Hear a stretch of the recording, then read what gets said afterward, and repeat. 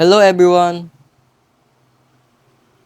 This is Group 2 of 11 Emerald, reporting about the ethnocentrism and cultural relativism.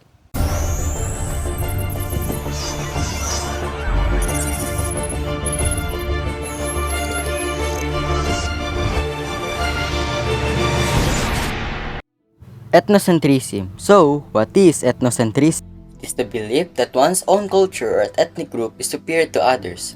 It often involves a tendency to judge other cultures or people based on the standards and values of one's own culture, leading to a biased and narrow perspective. It can also result in the dismissal or rejection of other cultures and viewpoints. Is the belief that one's own culture or group is superior to others, often leading to a biased and narrow-minded perspective.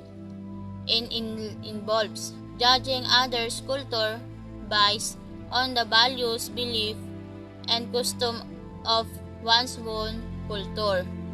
Also, it is a tendency to view one's own cultural or ethnic group as superior to others and to judge other groups based on one's own cultural standards.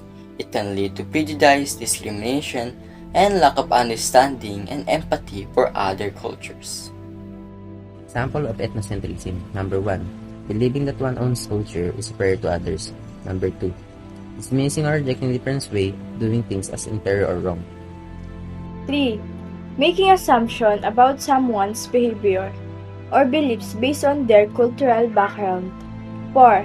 Judging people based on their cultural practices or customs without understanding their context or significance. Cultural relativism. So, what is cultural relativism? What is cultural relativism? Cultural relativism is the idea that a person's beliefs and behaviors should be understood and judged within the context of their culture, rather than being judged by the standards of another culture. Cultural relativism is the belief that cultural values and practices should be understood and judged within the context of the culture they belong to rather than by absolute standard. Examples of cultural relativism.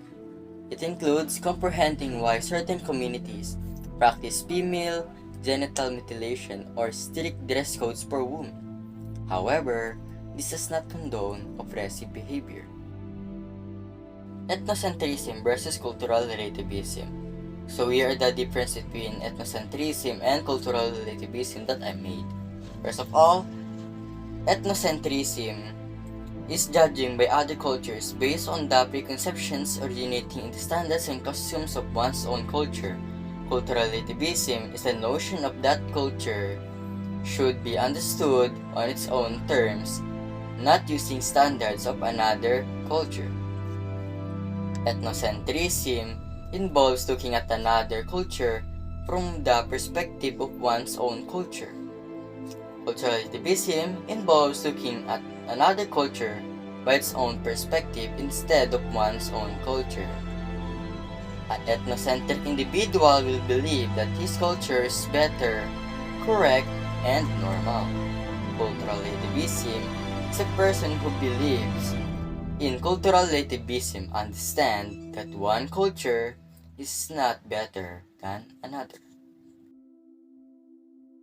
So that's the end of our reporting. So in summary, ethnocentrism compares other cultures by using a group-specific culture as a basis of that comparison, believing theirs to be superior and the standard to be used in comparison to other cultures. Cultural relativism, on the other hand, believes that culture is understood best through its own people. So that's the end of our reporting. So I hope you understand our report about ethnocentrism and cultural relativism. Thank you for watching. This is Group 2 of 11 Emerald. Bye!